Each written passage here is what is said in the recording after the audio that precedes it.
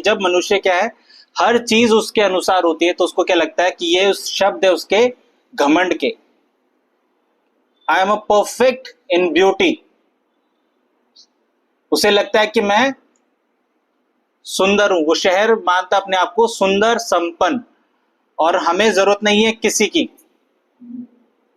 ये दर्शाता है घमंड को उस राज्य के।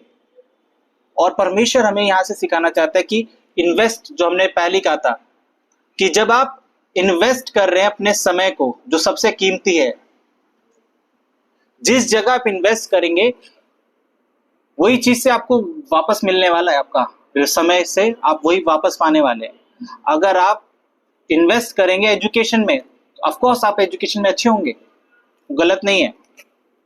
आप इन्वेस्ट करेंगे अपनी फेलोशिप में ऐसे दोस्तों के साथ जो आपको गलत सिखाते हैं, तो आप उनसे कोई अच्छी चीज नहीं सीखेंगे। ऐसा नहीं हो सकता।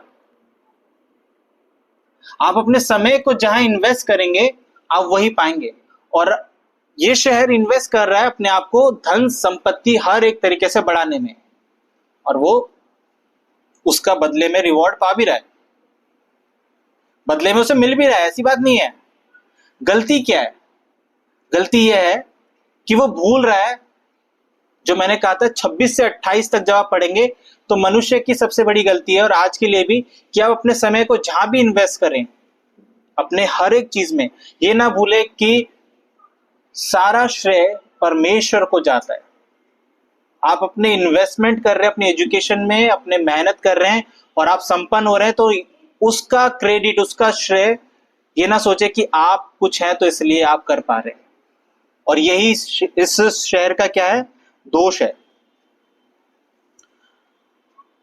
तो फिर बात आती है कि भाई हमें इन्वेस्ट कर रहे हैं तो हमें परमेश्वर को क्या देना चाहिए? श्रेय देना चाहिए। हमें प्रभु को धन्यवाद देना चाहिए। और हम प्रभु को धन्यवाद देते हैं, हम प्रभु को धन्यवाद देते हैं। बट मैंने पहले कहा जैसे कि हम लोग क्या है? करप्टेड है। हमारा धन्यवाद होता है थैंक यू प्रभु जी। शब्द दो तरीके से हो जाते हैं, जब आप सिर्फ बोलते हैं और जब आप रियलाइज करके बोलते हैं, दोनों का मतलब बदल जाता है। और जब आप रियलाइज करके बोलते हैं, यानी जब आप सोच समझ के बोलते हैं, तो प्रभु जानता है। और वो चीज दर्शाती है आराधना में भी।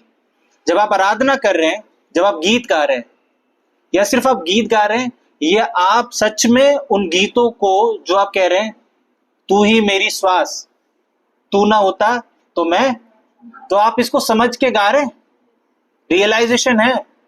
अगर नहीं है तो ये शब्द है बस। वैसे ही मसीह जीवन में थैंक यू प्रभु जी बहुत बार है, बट बिना रियलाइजेशन वो कुछ नहीं है।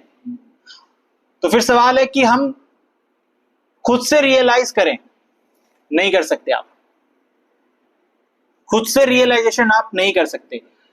एक विश्वासी कभी भी नहीं सोच सकता कि मैं प्रभु के बारे में अच्छा सोचूंगा और मैं प्रभु को धन्यवाद करूंगा।